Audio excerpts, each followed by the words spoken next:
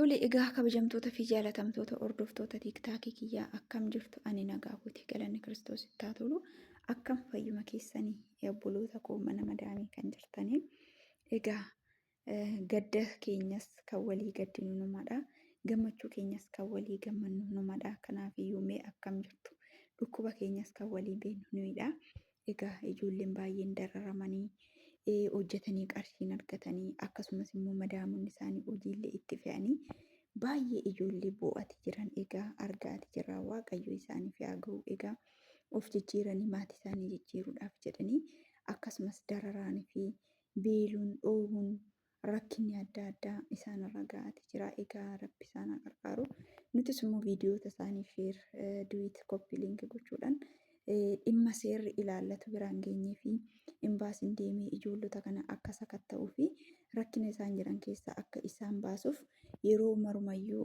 egaa koppii linkii gochuudhaan akkasumas sheerii gochuudhaan isaanirraa addan hin bahinaas niin jedha. Innaa arra maalas niin jechuu barbaadesetanii egaa hoggaan tiktookii kanarra deemu obboleettii teenya mana madaamii qimamii wayii hojjettuun arge jechuudha garuu afaan amaariffaatiin tiktookii kan hojjette jechuudha. Isarratti yaada koo dabalee tanas hin barbaade.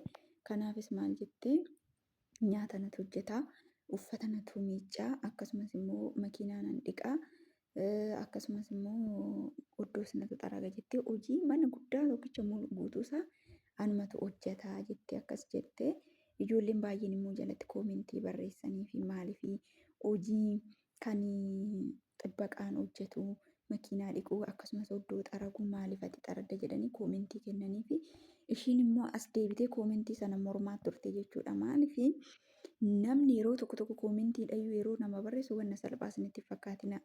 Maaliif akka of eegdaniif akka of ilaaltaniif akka ofitti garagartaniif jarri hojii kamiyyuu hojii mana isaan keessa jiru hojjettanii dadhabuu mitii manuma kanaa ol fuutanii odoo mataa irratti baattanii hin gammadu jechuudha. Kanaafuu sin immoo of eeggadha fayyaa keessan eeggadha qarshii har'a argattan tana jettanii fayyaa keessan hin dhabina. Ijoollee baay'een mana tokko keessatti kan nyaata hojjetu sararatenyaa biraati kan uffata tokko sullee sararatenyaa biraati makiinarree kan dhiqu yookiin alatti dhiqsiisu jechuudha.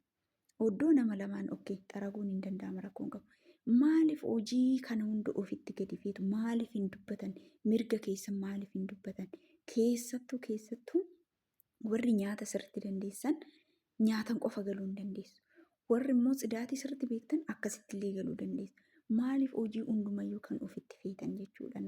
Fayyaa keessanii gaduddisin dhukkuba akkasumas gadaamessi keessan boru daa'imarree qabachuu hin danda'u. Maaliif dhukkubbiin gadaamessaa dhukkubbiin kalee akkasillee sin qaba. Dandeessanii hojjechuu hin dandeessan. Sinikoo maatii keenyaaf jenneet dhibee kana hunda dhibamnaa jettu. Odoo ati biyya arabaan dhufin dura warri kee jiraachatiin turre beelaanii yookiin fi rakkatan jiraachaa turan miti kan nama jiraachiseenyudha waaqayyoodha. Garuu namni jireenya isaa keessatti isteeppii ittaanutti ce'uudhaaf amma ta'e hojjechuu qaba. Isteeppii gaariitti hintinii jechuudhaaf. Darajaa gaariitti darbuudhaaf. Garuu immoo of ajjeesatii miti isin kan maatii keessanii jiraatan. Fayyaa keessanii gaadur fayyaa yoo qabaattan kan hojjettan ilmootiyya daa'imatiyya maatiitiyya jettanii of ajjeesuu hin qabdan. Ati yoo jiraatte ilmi keetis hin jiraata.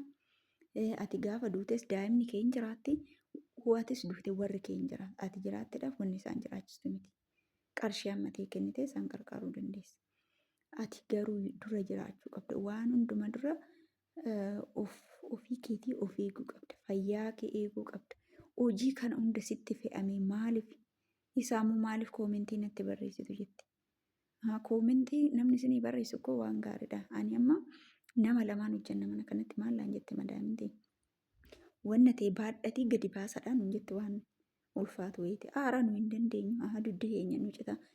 Boruu dhibamnee akka gallu barbaaddan jenneen. Akkasuma silkii dawwaltee warra dhiiraa waamtetti fuudhanii gadi baasan jechuudha. Wanna dandeessani hojjedha. Wanna hin dandeenye immoo dubbadha. Afaan hin beektu maaltu afaan sin qollofe. Akkasumas immoo warri xaxxettaniitu baqa waanuma hin dandeenye tokko aariidhaan gottottanii fayyaa keessanii ga'a. Mana sanii yoo jiraattani achittis hojjettanii bultu. Yoo achi baatanis mana biraattis yoo baatan achittis hojjettanii bultu.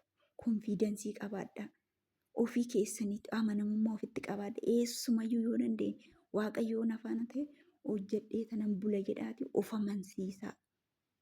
Zimmettaniitu akka mana kanaa baatan hojiin biraa hin jirree tokkotti sammuu keessan amansiistanii of ajjeesuu hin qabdan. Of eegaa. Fayyaa keessaniif dura kennaa.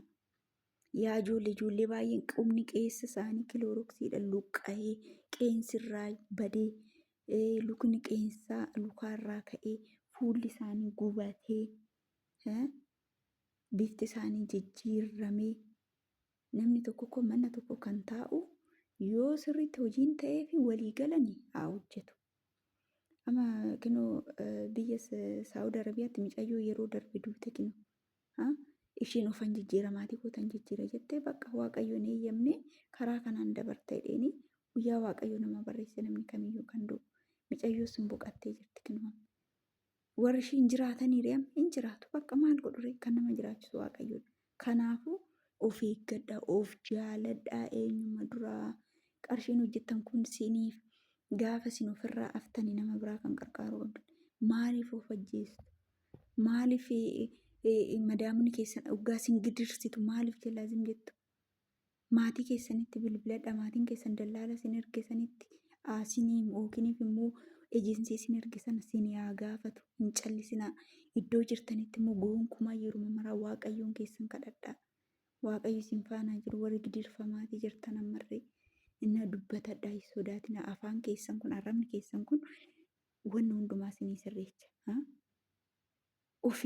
Ofin gidirsinaa. Wanna dandeessan hojjedhaa. Wanna hin dandeenyeef immoo hin duutan. Kanaafuu baay'ee sin jaaladhaa. Tiktokii kiyya fooloo gochuudhaan maatii kootaadhaa akkasumas yuutuubii kiyya sheer laayik gochuudhaan egaa tiktokii kiyya kanas ta'e yuutuubii kiyyas kanan bane guutumaan guututti wal jajjabeessinee wal deeggarree hundumti keenyayyuu rabbi nu eeyyame nagaan akka gara biyya keenya milkoofnee fayyaa keenya qabannee akka galluudhaa fedhiin koo waaqayyo sin faanaa ta'u warri gidirfamaa jirtanii akkasumas warri cinqii keessa jirtan waaqayyo sin faanaa ta'u warra afaan dandeessan immoo dubbatadhaa mirga keessanii falmadhaadhaa rabbiin sin faanaa ta'u guddaa sin jaaladha turtii gaarii nagaatti.